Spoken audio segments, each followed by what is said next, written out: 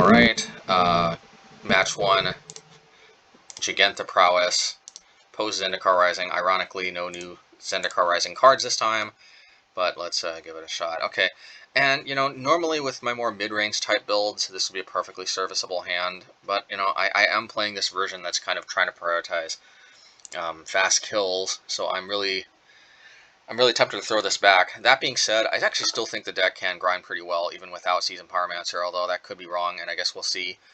This is one reason to like these Seasoned Pyromancer versions, is that these hands are much better when you know you've got that much more crazy late game grind potential. But anyway, let's see. I mean, if we rip some type of prowess creature in the next few turns, it could make everything better. Again, I think the deck still does have grind in it, and it's just oftentimes mulliganing can feel like a death sentence. I mean, in theory it's not, and maybe I should just mulligan. Obviously, I wouldn't worry about mulliganing if it was like a one-land hand with no light up the stage, no turn 1 creature, but a lot of times, I mean, sometimes I will. Okay, and it turns out it doesn't really make a difference anyway, because I highly doubt we're going to be able to win game 1 because it looks like it's Dredge. Let's see. And I mean, this could have been a wrong keep. Oh, but here we go. See, and assuming this wasn't Dredge, actually we could possibly get there just with Abbott. And this is one thing I really like about Abbott.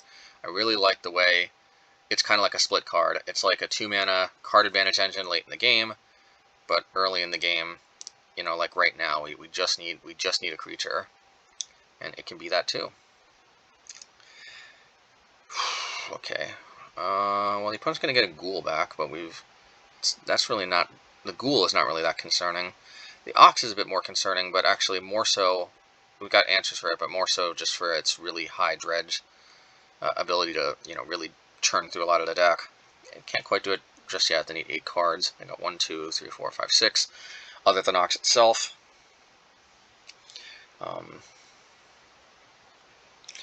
Usually think they play too many creature removal main deck, other than Conflagrate. So let's see.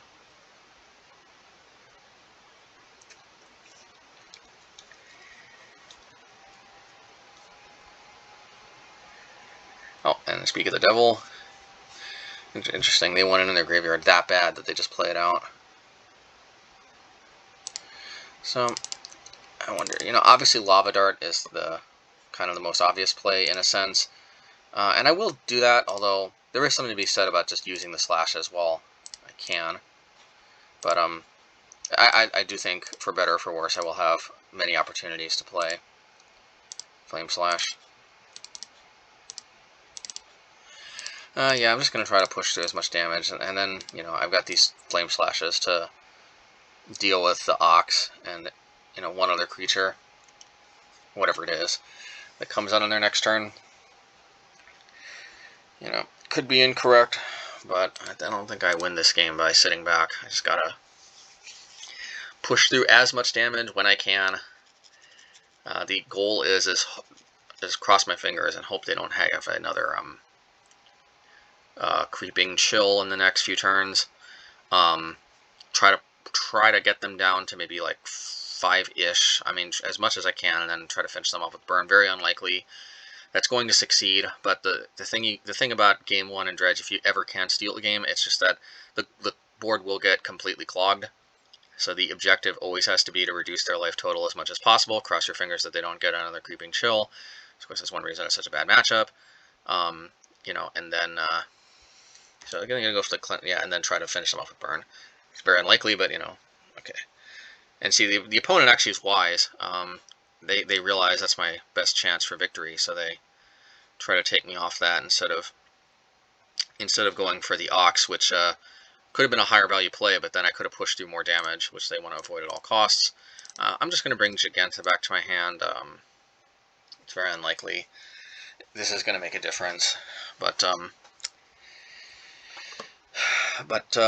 unless I draw exactly a 1-mana, 1-drop creature, it's very unlikely cracking the fetch land there would do that much, especially with Firebolt being a burn spell I want to kind of play to a bit more.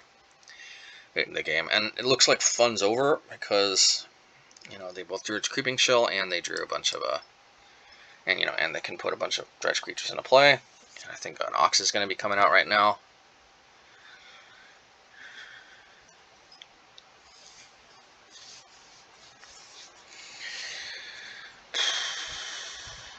So actually, this build, actually in theory, is better set up to possibly steal game one against these kind of decks. Just if there ever is a deck that can, it's a deck that really has like max prowess creatures and can just dish out a bunch of damage. Okay. Goodness me.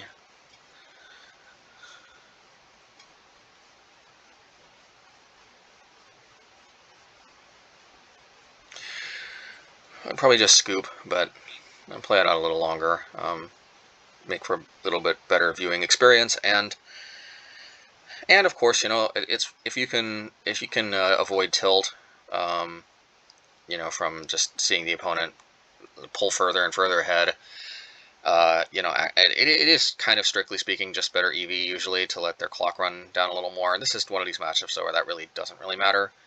But if the opponent's lagging particularly hard, even Dredge can sometimes go to time. I don't usually think like that though. I usually think that the EV is better scooping both preserve information for me, but also, you know, also just, I mean, as much as we'd like to think that we're all like gaming, you know, masters who never are susceptible to tilt or anything like that.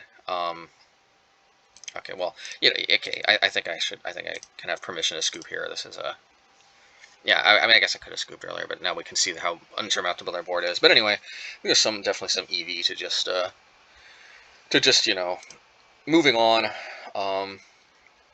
You know, like as much as you know, you might think that nobody thinks, as much as anybody might think they're never susceptible to things like tilt. You know, it is a real thing. Human psychology exists for a reason. You know, so it is kind of important, I think, to be cognizant of your own psychology and not necessarily think of yourself as some kind of completely detached entity that doesn't have the circumstances affect our emotions or anything like that. So you know, sometimes scooping can just be a good way to just move on and minimize tilt. But you know, I guess there was okay. Just we got to see how insurmountable their board was. It does make us feel a little bit better about scooping, sort of. So maybe that counteracts it. So I mean, sideboarding, just you know, relics and blood moons, just like last time. Let's see here. I think I also take out Firebolt. No, actually I take out Bone Crusher Giant. Yeah, the reason being is that Bone Crusher Giant is very difficult to actually play and hold up Relic. Whereas Firebolt, even though it's a sorcery, just easier to play while holding up 1 mana for Relic. And you know, sometimes we also need it to help turn on Light Up the Stage. That's the reasoning behind these choices. Let's see how this goes.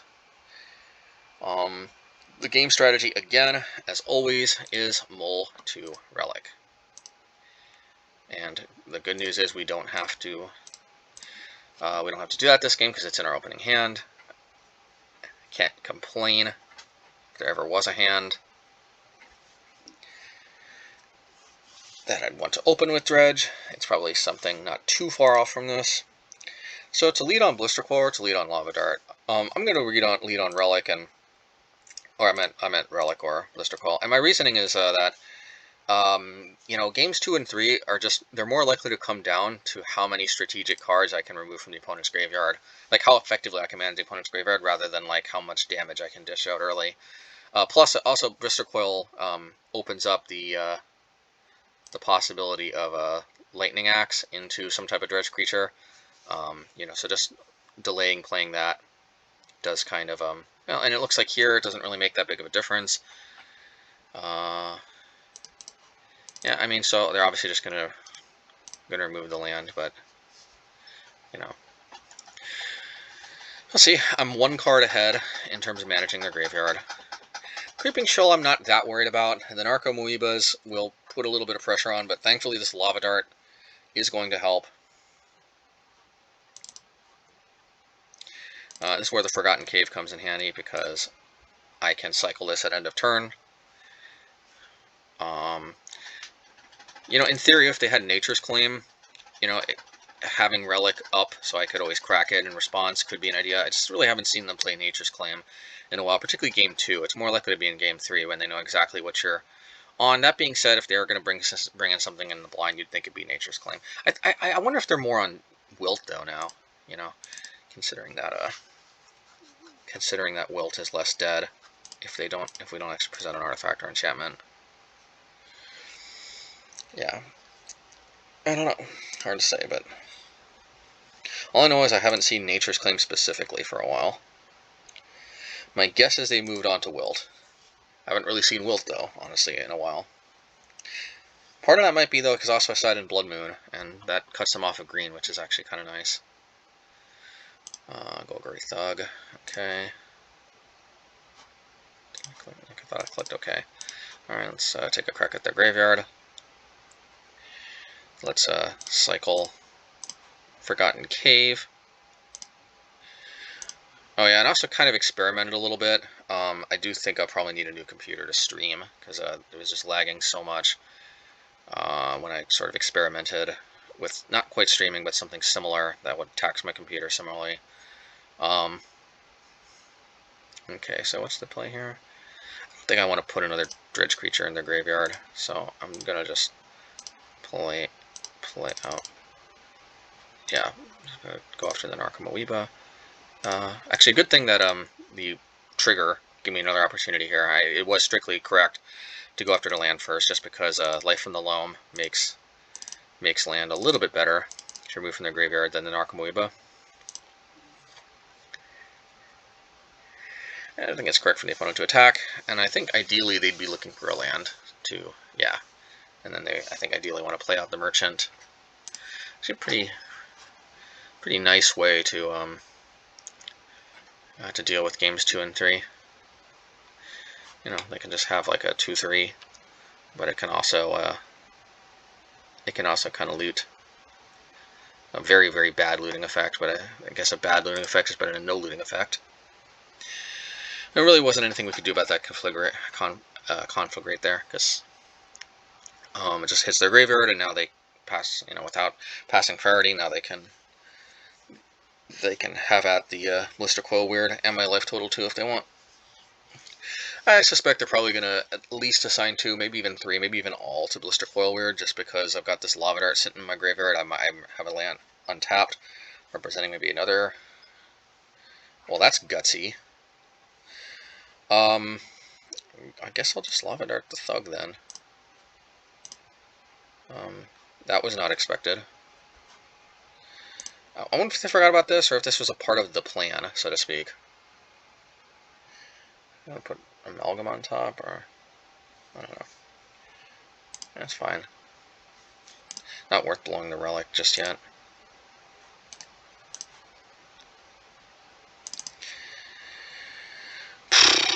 Okay, well, not exactly what I was looking for, but hey, it's better than nothing.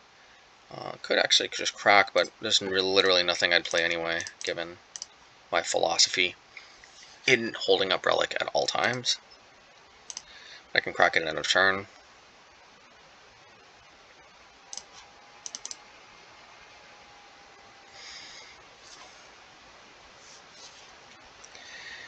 Maybe they wanted me to Lava Dart the Thug. I don't know, though. I mean,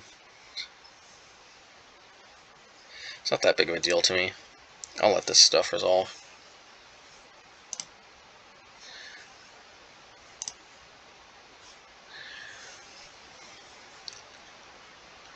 In a way, I kind of want them to dredge more with Relic. Believe it or not, sometimes you can take care of most of their business spells.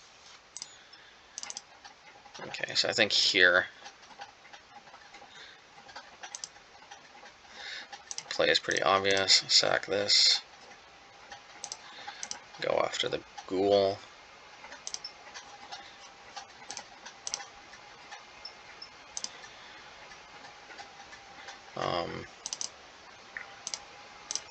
Should make for good blockers for the Amalgam.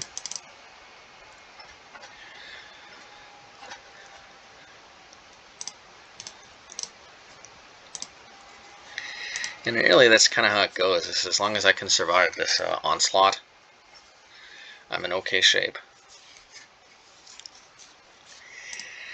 Plan's probably going to be, if they attack with Amalgam, is probably dart the Lava Dart, and then maybe triple block just in case they got like a Lightning Axe or something. I could Blister Coil and Soul Scar are a little more optimal, but you know, I gotta get this flyer off the table. I would have played that on my second main phase if I were them, just because I'd be a little more likely to take the hit. Worried about a Cathartic Reunion, of course, in the second main. But, you know, let's see.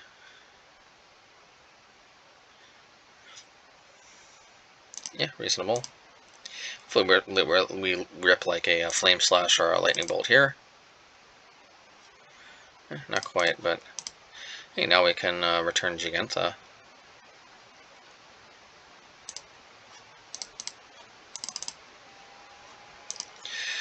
This is a spot where it's possible that Blister Coil is slightly better, just because that could have cycled there.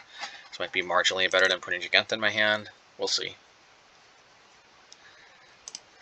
Don't like them untapping with Veil. This is a pretty powerful effect they can use each turn, but it is what it is. I can't really deal with it.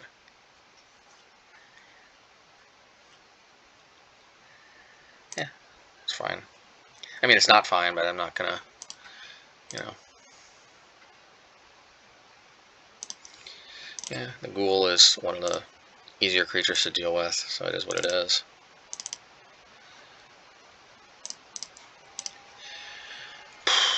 I just wonder if I should, no, there's too many good blockers for them. Actually, the play I think is pretty easy. I just light up the stage for 3. No reason to set myself back a land drop.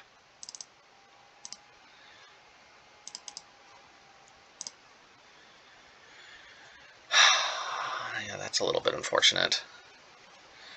This specifically would incentivize me a little more to play Dart, but it's okay. Remember, at all times, it's very critical that Relic be held up. No matter how safe it looks, that's just how it goes.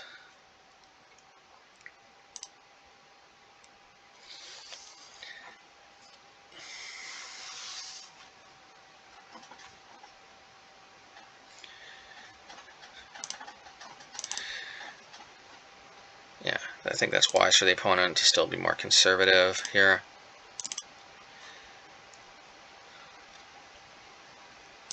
And see, this is just how powerful Relic is. Just Relic alone is really carrying this game. I really like having Lava Dart available on their turn. It just makes my blocks so much better. Maybe it still was better that I held on to it. You know. All right, well, I'll just play out the Blister Coil since it has to be this turn.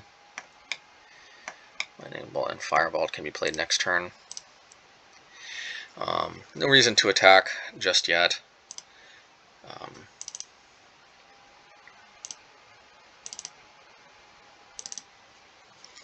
think ironically I'm kind of more favored in the long game. Eventually I'll draw Blood Moon, which will help prevent shenanigans. Not shenanigans the card, but prevent like Life from the Loam shenanigans. They haven't drawn it yet. That's one issue. Is a very powerful, repeatable effect that kind of is nice because they can space it out. I'm guessing this is another. Okay. I was guessing that was another Creeping Shell. Thank goodness it's not. Alright, so I don't think they can attack. And I think I want to go after the Merchant, because just this ability is just so powerful. Hopefully they didn't draw their Wilt.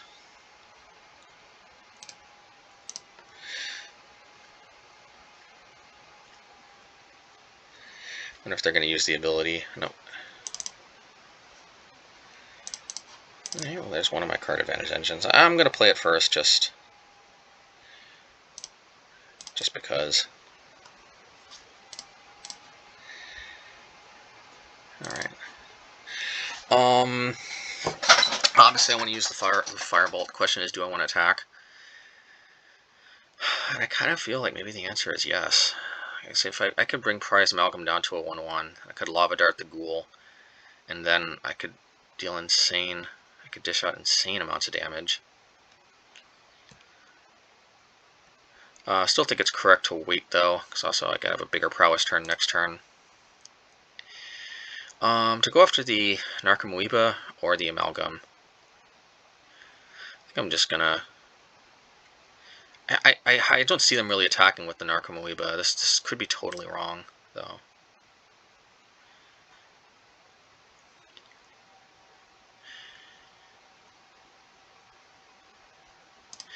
I'm gonna cut the Prize Amalgam down to size.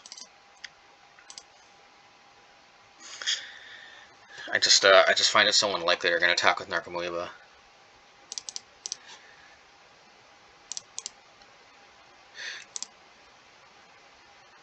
So it's kind of nice that Amalgam doesn't die, because if it dies, then you know, they can get more value from the graveyard. Might have been correct to just go after the Narcomoeba, but hey, it is what it is. Let's not get too... and there's the Life from the Loam. See, this is where Blood Moon can help out a lot. Yeah, there's the Nature's Claim that we haven't seen in a long time. Okay, are we getting to the point where I mean, there's going to be so many Silver Ghouls coming back. But are those really that big of a deal? I mean, the answer is still no. The answer is those cards still just really don't bother us much. That being said, we're getting a bit... Nah, yeah, I'm not gonna...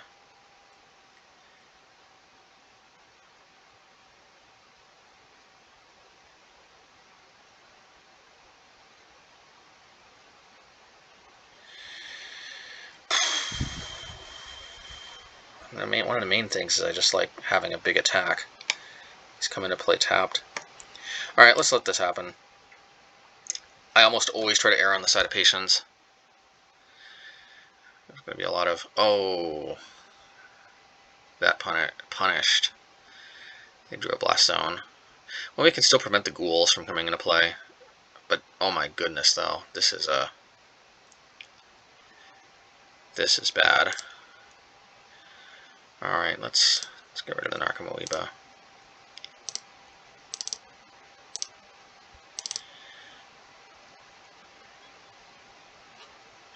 Actually, this might be better, though. Actually, now that I think about it. It's still better that we waited. Because now Life from the Loam can't keep recurring Blast Zone, which would be the worst. Actually, might have been correct to get the Amalgam, too, because then it would be gone forever. But...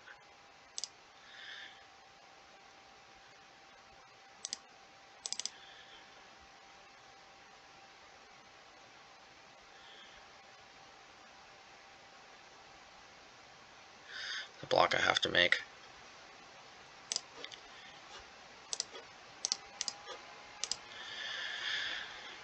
Seven is a nice life total.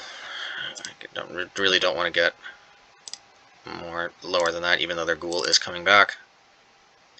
Well, there's the Blood Moon. A little late, but hey, better late than never. I am gonna have to go down below 7, but I think it's worth shutting them off of any non-red spells. And I'm really glad I cut the Amalgam down to size.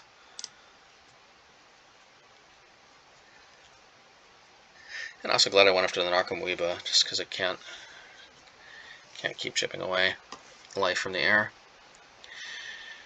Obviously. Okay, yeah. Alright, well, go after the Amalgam. That could recur. This could be bad. At the same time, I don't want to put another Dredger in their graveyard. At the same time, I don't think the difference between 5 and 6 is really all that great. I'll just go down to 5. This could be a mistake. Conflagrate with a... You know. Alright, sweet. Thing is, I think I need another blocker right now. And, yeah, it's unfortunate.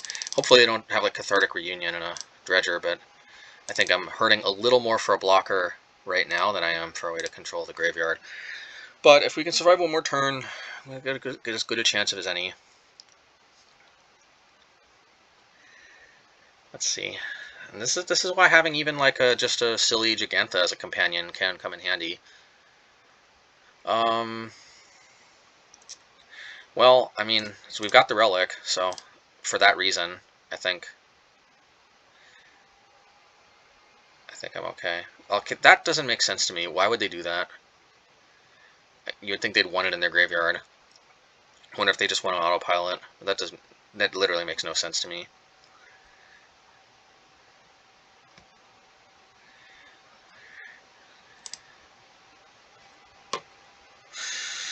Alright, well, maybe we're turning the corner. And, you know, maybe I was totally wrong about Dredge being the match that could go to time. I mean, look at this.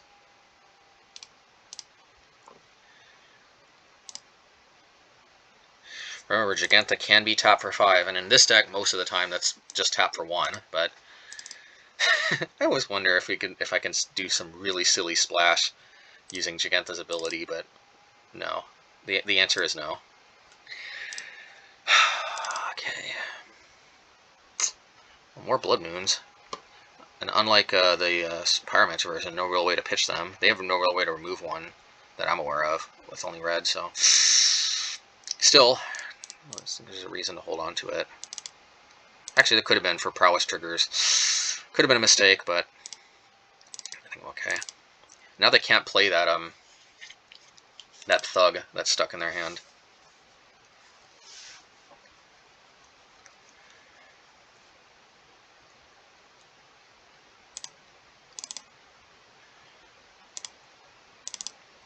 So I could actually just bolt the Silver Moat Ghoul and then start getting to work.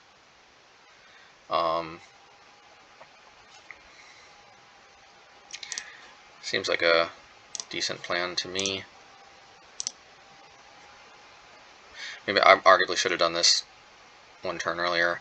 It doesn't really matter though in a way because I end up with an extra Prowess trigger this way anyway.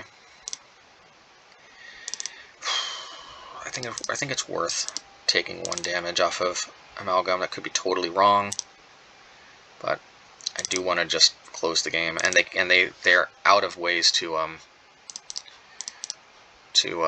Creeping Chill me. Of course, the issue is Conflagrate, but realistically they would have got me anyway with 6 cards in their hand. They could have played it out, and then paid 2 and unleashed all. Pot-shotting me for 1 more Amalgam doesn't really make a difference.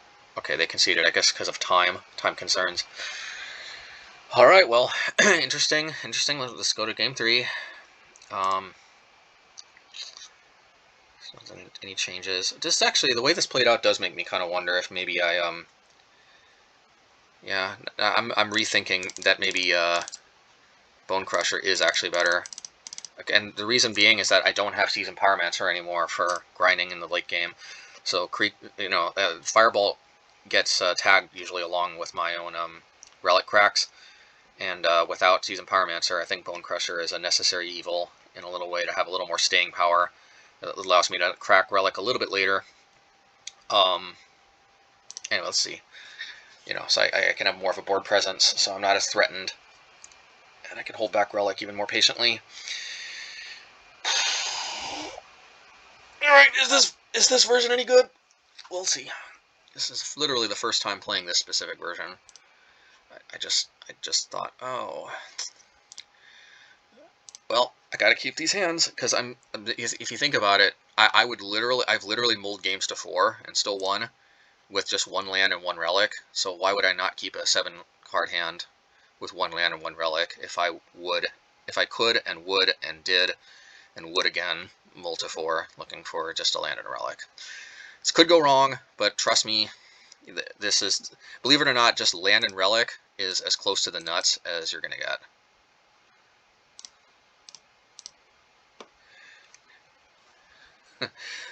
That's the nuts in games 2 and 3. Ideally 2 lands and relics, then you can actually get your game plan going.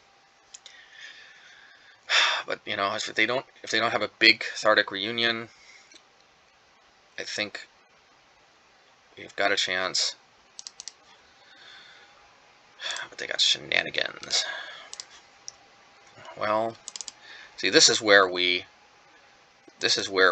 cross our fingers that they really don't have that much more. That maybe they mold to a hand with shenanigans.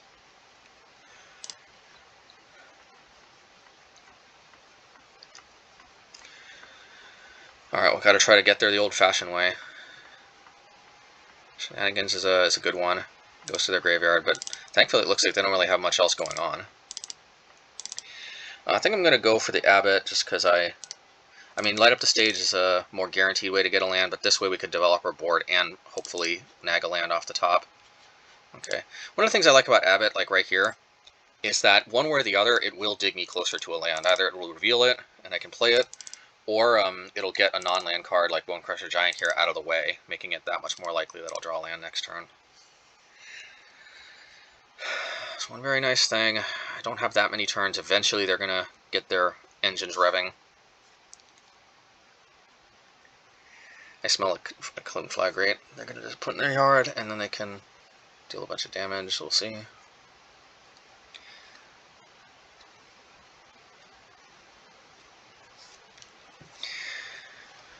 What's going on here?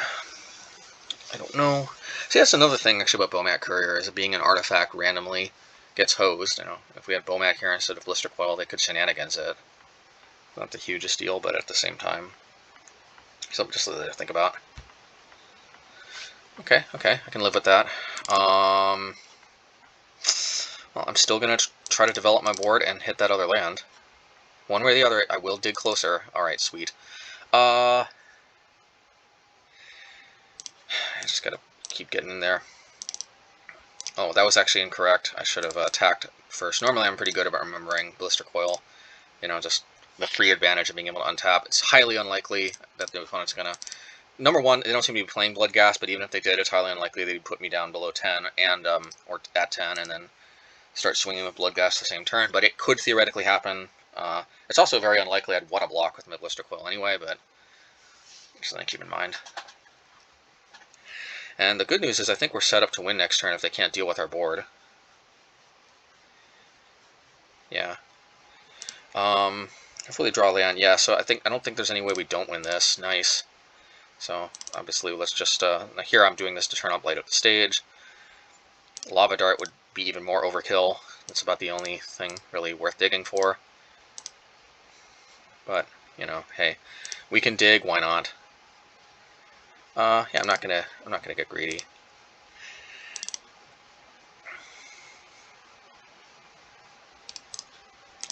Yeah, I'm just gonna stomp the ghoul. And the unlikely win without Relic. They didn't have much else going on.